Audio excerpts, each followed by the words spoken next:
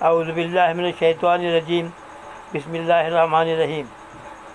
میرے ہم وطنوں، میرے دنیا بھر کے ساتھیوں، السلام علیکم۔ بچپنا تھا میرا، میں نے ایک بزرگ کو دیکھا، ایک درویش کو دیکھا کہ انہوں نے ایک چادر دھوتی کی طرح باندھی ہوتی تھی اور ایک چادر اوپر لیتے تھے اور پیر میں معمولی سی چپل ہوتی تھی۔ پیدل زیادہ چلتے تھے اور چلتے چلتے کوئی بھی ہو جو ان کے سامنے آیا یا ان کے پاس آیا، اس کے سر پہ ہاتھ رکھ کے دعا کی۔ یہ معمول تھا ان کا۔ اور یہ بھی دیکھا ہے کہ لوگوں کا چل کر کام کیا کرتے تھے، کوئی جھگڑا، کوئی فساد، کوئی ناچاکی، کوئی گھریلو پرابلم، سب چیزیں وہ حل کیا کرتے تھے۔ یہ بھی دیکھا ہے کہ پاس سے بھی کچھ لگا دیا کرتے تھے۔ اگر کسی کے پاس نہیں ہے کوئی پیسے، وہ اپنے پاس سے خرچ کرتے تھے۔ کھانے میں صرف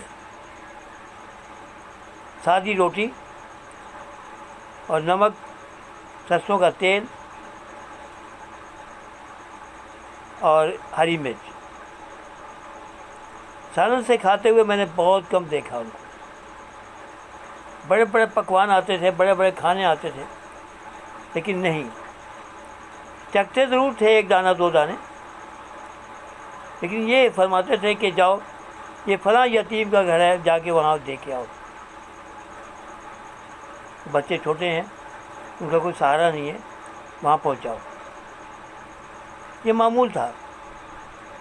بڑے بڑے خوان آتے تھے، بڑے بڑے پکوان آتے تھے، لیکن نہیں، ان کا کھانا یہی تھا، ایک سادی روٹی،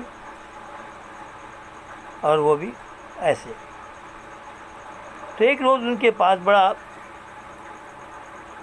نٹ کھٹ آدمی آ گیا، باتیں کرنے والا۔ ان کے آؤ بھائی بیٹھو۔ میں جی آپ کے پاس اس لیے آیا ہوں کہ آپ کا نہ تو کسی جھگڑا ہے، نہ کوئی آپ کا مفاد ہے، لوگوں پر خرچہ بھی آپ کرتے ہیں، دعائیں بھی آپ دیتے ہیں، نہ چھوٹا نہ بڑا کوئی بھی ذات کا ہوتا ہے، آپ اس کے لیے دعائیں کرتے ہیں۔ درویش نے فرمایا کہ آپ کا کیا مسئلہ ہے؟ یہ تو میرا فعل ہے کہ میں یہ چاہتا ہوں کہ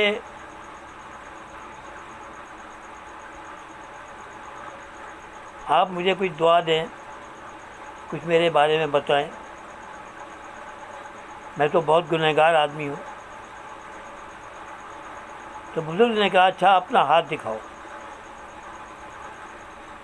انہوں نے اس کا ہاتھ دیکھا تو کہنے لگے او ہو، آپ تو صرف 10 دن کے مہمان ہو، 10ویں دن آپ کی موت ہو جائے گی۔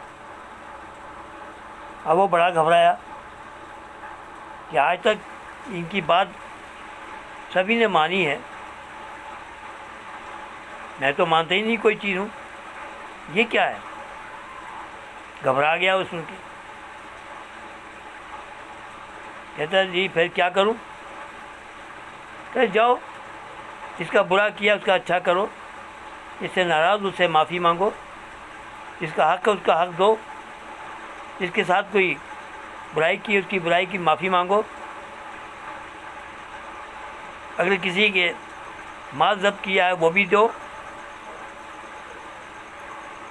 وہ فوراً گیا اور اس نے یہ کام شروع کر دیا، لوگوں سے معافی مانگنا، لوگوں کے جو پیسے اس نے غبن کیے تھے وہ دینا، کسی کا حق دینا، بہن کا حق دینا، بھائی کا حق دینا، ماں کا ادب کرنا، باپ کا ادب کرنا،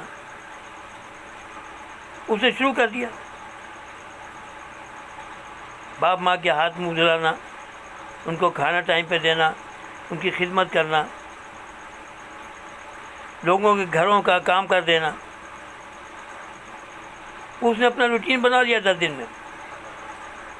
صبح اٹھتا تھا، اور یہی کرتا پھرتا تھا. پہلے اپنے گھر کو سنبھالتا تھا، بہن بھائی یہ وہ سب، اور پھر محلے میں جا کے لوگوں کا کام، لوگوں سے معافیاں مانگنا جو غلطی ہوگی اس کی.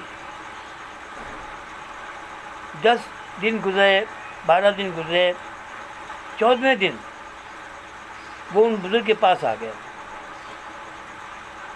کہ جی آپ نے تو کہا تھا کہ 10 دن کیا آپ مہمان ہیں، موت آ جائے گی. کہنے آپ نے کیا کیا کیا؟ کہنے میں نے تو جو جس کا تھا اس کو دے دیا، معافیاں بھی مانگ لی، آپ نے گھر کی روٹین بھی بنا لی،